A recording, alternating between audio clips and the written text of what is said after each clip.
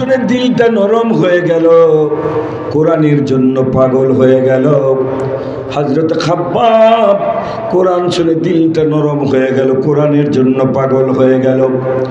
হযরত আবু বকর কোরআন শুনে দিলটা নরম হয়ে গেল, ইসলাম কবুল করে কোরআনের জন্য পাগল হয়ে গেল। হযরত সুমাইয়া রাদিয়াল্লাহু তাআলা আনহা কোরআন শুনে দিলটা নরম হয়ে গেল, ইসলামের জন্য তিনি জীবন পর্যন্ত উৎসর্গ করলেন। ও আল্লাহর বান্দারা, কোরআন শুনে এক শ্রেণীর মানুষ কোরআনের জন্য পাগল হয়ে যাওয়া শুরু হয়ে গেল, আর এক শ্রেণীর মানুষ হলো কোরআন শুনে ওদের কলিজায় দাউ দাউ করে আগুন জ্বলতে শুরু করলো। সম্মানিত আল্লাহর প্রিয় বান্দাগণ, কোরআন নাজিলের প্রায় ১,৫০০ বছর পরে আমার মাতৃভূমি এই বাংলাদেশে হাজারো বাধা বিপত্তি, হাজারো মিথ্যা অপবাদ, বিভিন্ন ষড়যন্ত্র, মিথ্যা মামলা হামলা, জেল জুলুম রিমান্ড উপেক্ষা করে, ভয় ভীতি উপেক্ষা করে হযরত বিলালের উত্তরসূরিরা, হযরত খাব্বাবের উত্তরসূরিরা তারপরও কোরআনের তাফসীরের মাহফিলের আয়োজন করত। খাব্বাবের উত্তরসূরিরা বুক টান করে নিজের জীবন বাজি রেখে কোরআনের হক কথাগুলি বলতেছিল।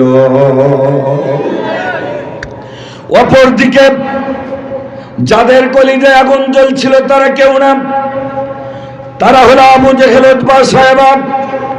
আবু জাহাল সংসদে বিল পাস করে ফেলল, কোরআন আর শুনতে দেয়া যায় না। কোরআন শুনলে মানুষ ইসলাম কবুল করে, মুহাম্মদ সাল্লাল্লাহু আলাইহি ওয়াসাল্লামের দল বৃদ্ধি পাচ্ছে, দিন দিন মুসলমানের সংখ্যা বাড়তেছে। আবু জেহেলের কলিজায় দাউ দাউ করে আগুন জ্বলে। আমরা আবু জাহালকে দেখি নাই, আওয়ামী লীগ হাসিনা আবু জেহেলের দেখেছি। কোরআন শোনার কারণে এদের কলিজায় দাউ দাউ করে আগুন জ্বলত। সম্মানিত আল্লাহর প্রিয় বান্দাগণ, এই বাবা নাই একটু বসো।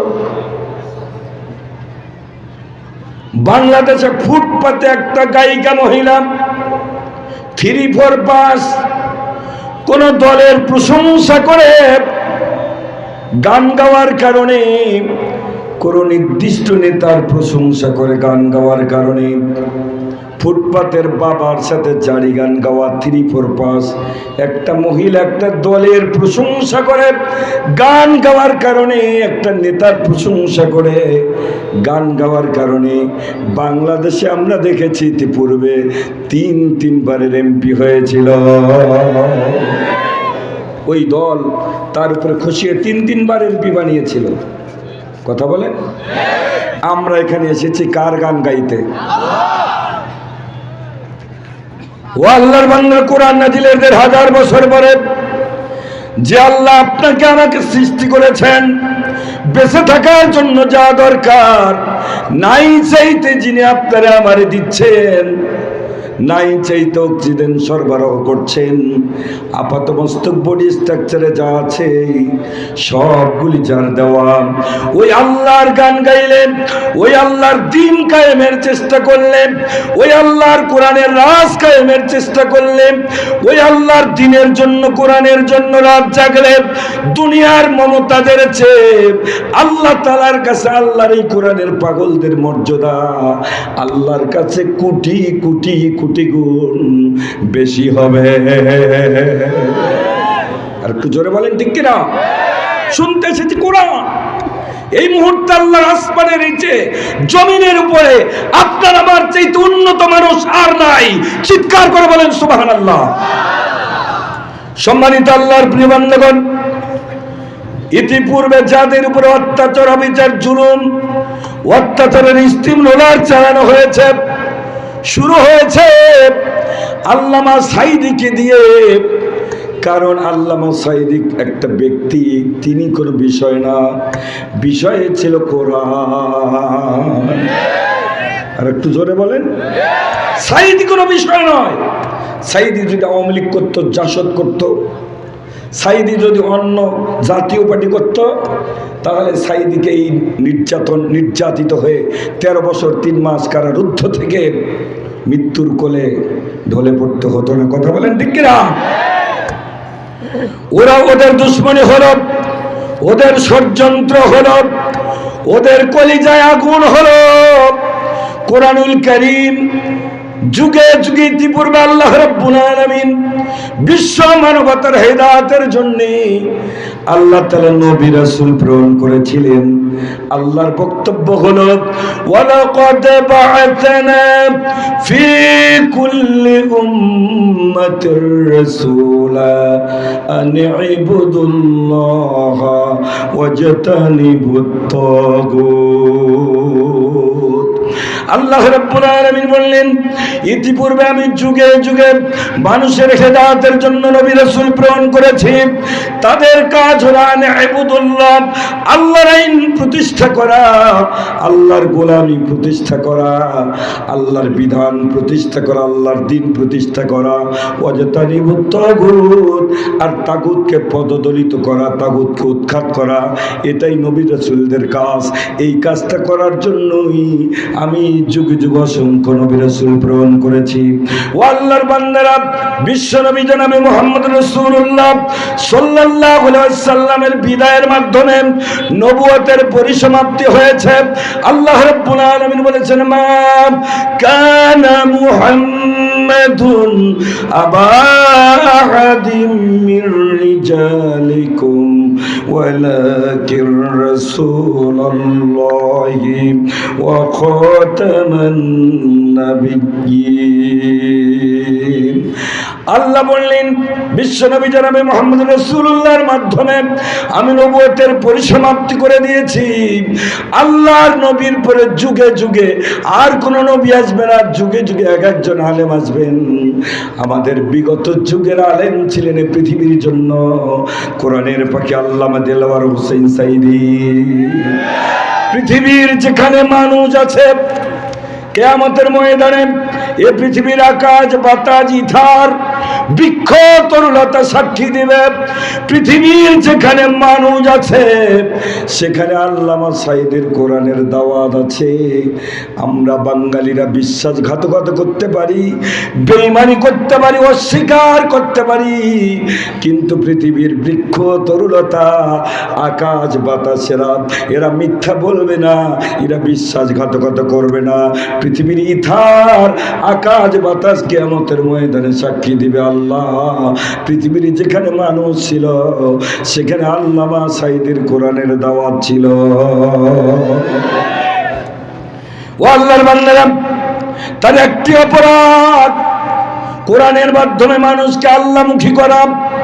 মানব রচিত মতবাদের কবর দিয়ে জমিন আল্লাহর, আসমান আল্লাহর হুকুম চলবে কার?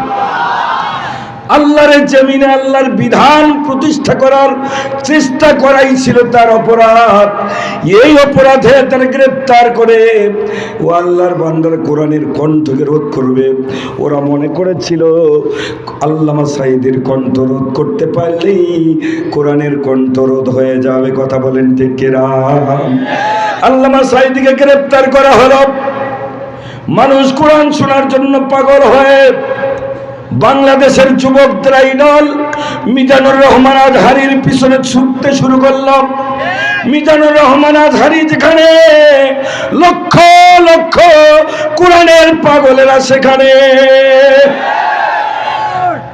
জালিম কোরআন বিরোধী ইসলামের দুশ্মন লক্ষ্য করে দেখলো সাইদিকে গ্রেপ্তার করে তো তেমন খুব বেশি লাভ হলো না। মানুষ তো কোরআনের জন্য মিজানুর রহমান আজহারির পিছনে ঘোরে, তাকে ষড়যন্ত্র করে মানুষ যেন কোরআন শুনতে না পারে কোরআনের কণ্ঠকে রোধ করার জন্য মিজানুর রহমান আজহারিকে দেশান্তরিত করা হলো। আর একটু জোরে বলেন ঠিক কিনা? মিজানুর রহমান আজহারি বিষয় নয়, আল্লামা সাইদি বিষয় নয়, বিষয় হলো ইসলাম এবং কোরআন। তারা কোরআনের কণ্ঠকে রোধ করতে চেয়েছে, তারা ইসলাম ঠেকানোর ষড়যন্ত্র করেছিল। কথা বলেন ঠিক কিনা?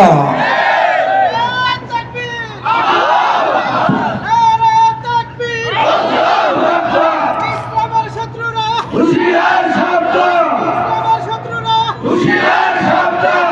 মিজানুর রহমান আজহারি চলে গেলেন। মনে করা হলো কোরআনের কণ্ঠরোধ হয়ে যাবে, মানুষ পাগল হয়ে, আল্লাহর কোরআনের প্রেমিকেরা পাগল হয়ে মুফতি আমির হামজার মাহফিলে ছুটতে শুরু করলো। আর একটু জোরে বলেন। মুফতি আমির হামজাকেও কোরআনের প্রতিনিধিত্ব করার কারণে মুফতি আমির হামজাকেও 3 বছর কারারুদ্ধ করে নির্লজ্জ মিথ্যা মামলায় গ্রেপ্তার করা হলো। ও আল্লাহর বান্দারা, গত বছর এতদিনে আমিও কারাগারে, তারপরে আবার কারাগারে গেলাম, বারবার কারাগারে যেতে হয়। একটি অপরাধ, আমরা কোরআনের কথা বলি, কথা বলেন ঠিক কিনা? বিগত লেডি আবু জাহাল ষড়যন্ত্র করেছিল কোরআনের কণ্ঠরোধ করবে। আল্লাহ ছাড় দেয়, ছেড়ে দেয় না। আল্লাহ ধরে ধরে ধরে না, যখন যারে ধরে কোনো বাপ ওরে বাঁচাইতে পারে না। আর একটু জোরে বলেন ঠিক কিনা?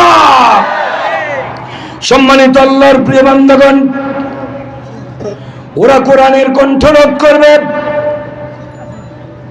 গত বছর 15 আগস্টে 14 আগস্টে কোরআনের পাখিকে ভারতের ষড়যন্ত্রে ইঞ্জেকশনের সিজের মাধ্যমে বিষ প্রয়োগ করে আল্লাহর জান্নাতের মেহমানকে দুনিয়া থেকে বিদায় করে দিল।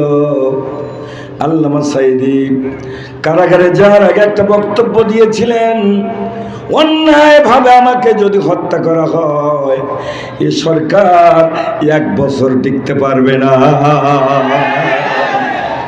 আল্লামা সাইদি যে কথাগুলি বলেছেন ভবিষ্যৎবাণী,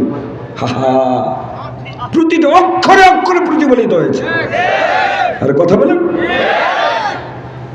14 আগস্ট থেকে মৃত্যুর কোলে ঢেলে দেয়া হলো। আর 5 আগস্টে দুর্দান্ত